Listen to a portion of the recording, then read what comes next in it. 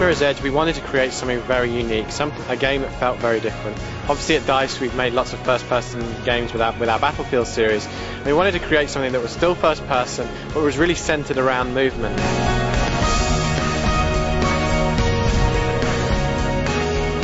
The one reason for keeping the levels linear was the fact that we could cram as much gameplay as we could and as much variety of gameplay into every level. The one key thing though is what I really want to emphasize is, although it's a linear sort of level-based game, there's lots of variety and lots of different routes through every single level, so there's lots of reasons to go back in and play and to get through the levels as quickly as possible.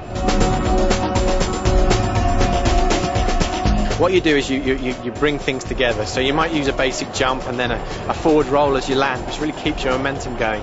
Using a wall run, but then if you sort of look out and jump away, you can sort of do big jumps away, maybe to other platforms, or maybe you can sort of do quick jumps between two walls to get up to another level very quickly. So it's the game, basically you don't unlock any new powers to face. She's a normal person in an extraordinary situation. She's only limited by your skill.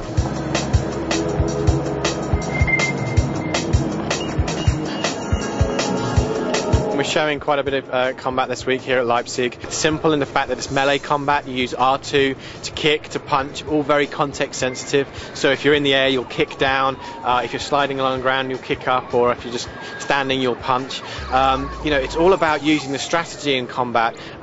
This week here at Leipzig, we're showing a section where you have 4 different enemies to defeat. The key there is to try and separate the enemies. You don't want to pile in because you have no weapon at the beginning. You know, you probably have no weapon. You've got no armor. It's all about using strategy to isolate your enemy. It's about using the environment, you know, taking cover, taking one out, then taking cover, taking somebody else. Real strategy element. So you use the basic punches and kicks, and then you have the triangle button to disarm. So if you time it right, when the gun goes red, you can time to disarm your opponent, and then you can use your weapon against other people.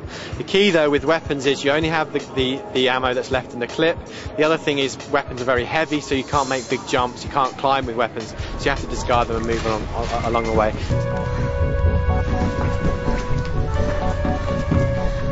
Faith carries a yellow bag. They'll be around all the levels. There'll be lots of them within the levels, and we really encourage you to explore. You know, the Storm Drains level that we've shown in E3 and here at Leipzig. There's lots of different routes through that. You'll be encouraged to explore, to find different routes, because again, certain routes are quicker than others. You have to use different skills to get through them, and obviously part of that is finding the bags throughout the world.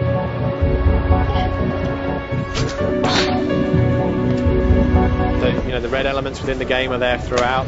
You know, whether they're there, you know, there's times where you might see a little bit less, but they're there throughout the game. It's an option you can turn off.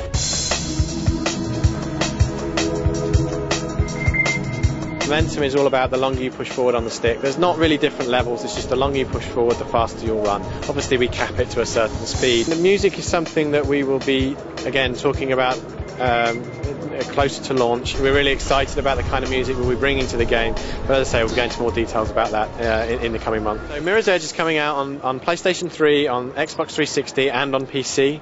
We haven't got a specific date yet, but it will be out before the end of the year.